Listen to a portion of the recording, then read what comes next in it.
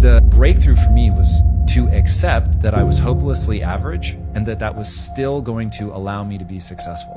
And so for me, the breakthrough was reading about the brain, like just brain science and understanding brain plasticity.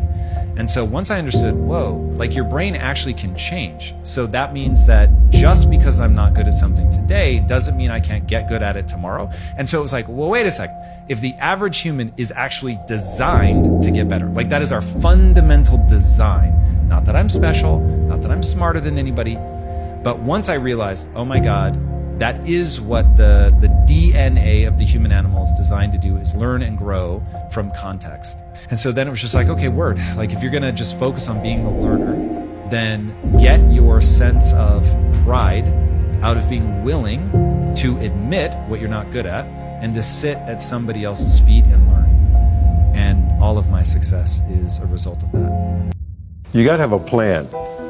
Everybody's got a dream, everybody's got a goal. What's the plan? And your plan has got to have something I call the C5 complex. Your plan has got to be clear, concise, compelling, consistent, and committed. You've got to have a plan. And when you're trying to do something that you're truly passionate about, there is no plan B. Okay. Plan B sucks. All right. Now, the biggest enemy of success, I would say there's probably 3 enemies of success. Yeah. The first big enemy is the comfort zone. The comfort zone is where people become comfortable doing what they're doing and they don't like to change. 80% of the population finds reasons not to change, even if the change can be positive or beneficial. The second thing that holds people back is what is called learned helplessness. This is where people feel, I can't do it. And the third enemy is what we call the path of least resistance, which is always looking for an easy way to achieve a result. But nothing worthwhile can be achieved easily. Man, just go for it. Just go for it, especially while you're young, you know, while you're still living underneath your parents' roof. That's where you have the most opportunity to fuck up, to make mistakes, get up, do it again. Man, go for it. Don't hesitate, you know what I'm saying? Don't hesitate. Get your head out of these devices and live life. Well, you should be afraid of taking risks and pursuing something meaningful. But you should be more afraid of staying where you are if it's making you miserable. It's like you're paying a price by sitting there being miserable. You might say, well, the devil I know is better than the one I don't. It's like, don't be so sure of that. The clock is ticking.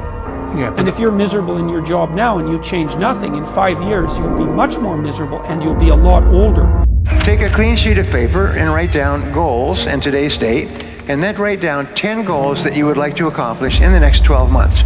And write them in the present tense. And just write down, I earn, I achieve, I weigh, I drive such and such a car, I own. Write down 10. And then you take this list of 10 and you say, if I had a magic wand and I could wave this magic wand and I could have any one goal on my list within 24 hours, which one goal would have the greatest positive impact on my life? Usually this will jump out at you and put a circle around that goal. And that's a goal you transfer to a clean sheet of paper, and then you follow the 7 steps. Write it down, set a deadline, make a list of everything you have to do to accomplish it, organize the list into a checklist, take action, and then do something every day. If you'll just do this simple exercise, then you'll all be rich. You'll all be rich. Nothing can stop you but yourself. See, there's 3 kinds of income: earned, portfolio, passive. So if I get a job, that's earned income.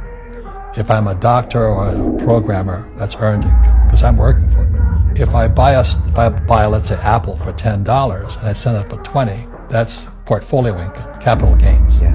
But passive income, which is cash flow, is never taxed.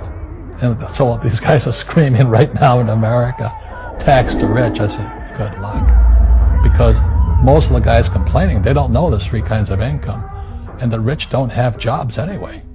How big would you dream if you knew you couldn't fail? The only thing stopping us is ourselves. We're dead. Take one step in the right direction, and you're halfway there to making the dreams come true. Dreams without goals are just dreams. Come on. And ultimately, they fuel disappointment. Exactly. On the road to achieving your dreams, you must apply discipline, but more importantly, consistency. Because without commitment, you'll never start, but without consistency, you'll never finish. All I'm doing is sparking the awareness in others to go, why not? Why can't I create? Why can't I start? Why can't I be a business? Why can't I be a CEO? Why can't I be a tech guru? Why can't I fucking create cooking products, lotions, scents? There's so much that some people just don't understand they can do. Let me be a spark to show how much, how many different, you don't have to do just one thing. When it's all said and done, my book is going to be full of all the shit that Kevin Hart did. Because I never was content with doing just 1, 2, or 3. Why not? Man, I know it's fucking hard. I know you've been working. I know you've been trying. I know you feel like you should be farther along, but this shit takes time. And when I say that, I don't mean a couple months. Sometimes in order to just move a few inches, it takes years. So you need to ask yourself, are you willing to wait that time so you can reap the benefits of those couple inches?